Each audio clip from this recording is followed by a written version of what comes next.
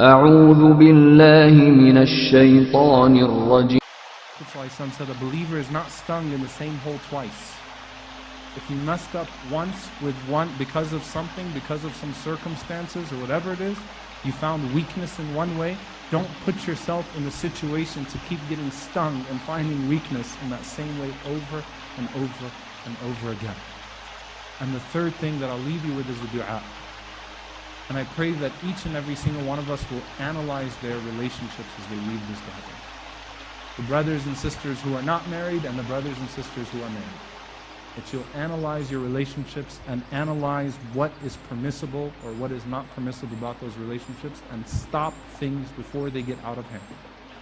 A dua from our Messenger sallallahu alaihi wasallam, which is very profound. And he was asked for a comprehensive dua, and he taught us this extremely comprehensive dua.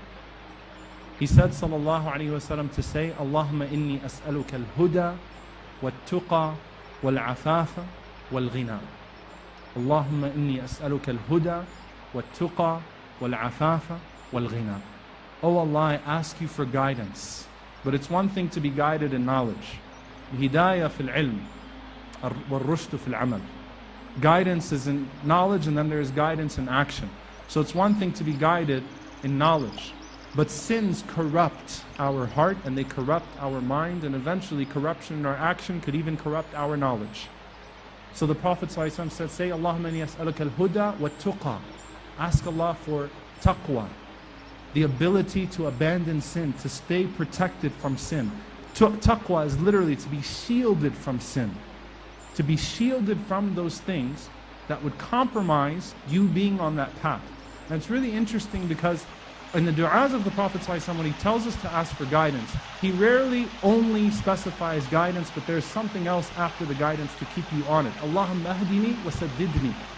Oh Allah, guide me and keep me on that path of guidance. So he said, say, Allahumma inni as'aluka al-huda wa tuqa.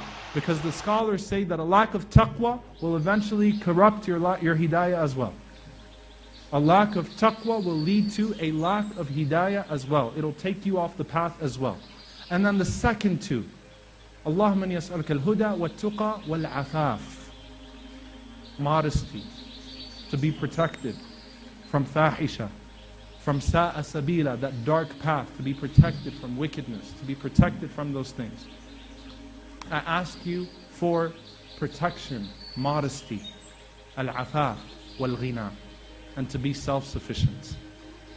Why? When you look in Surah Al-Mu'minun, Allah subhanahu wa ta'ala mentions in the beginning of Surah Al-Mu'minun the top two things that usually lead to the corruption of an individual.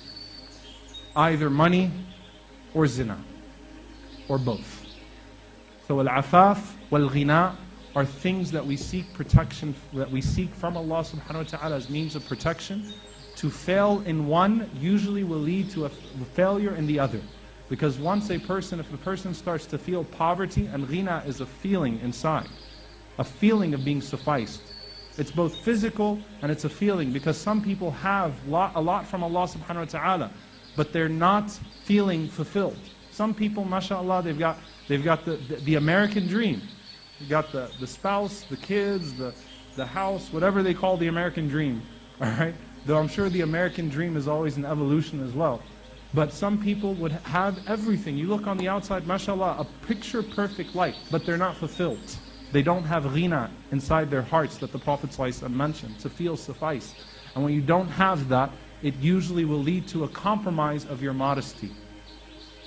So say, Allahumma inni as'aluka al-huda wa-tuqa wal-afafa wal-ghina. May Allah subhanahu wa ta'ala put those traits inside of us, protect us and protect our families from the scorn of zina, protect us from anything that would lead to us falling out of favor with Him or lead to us to oppress His creation.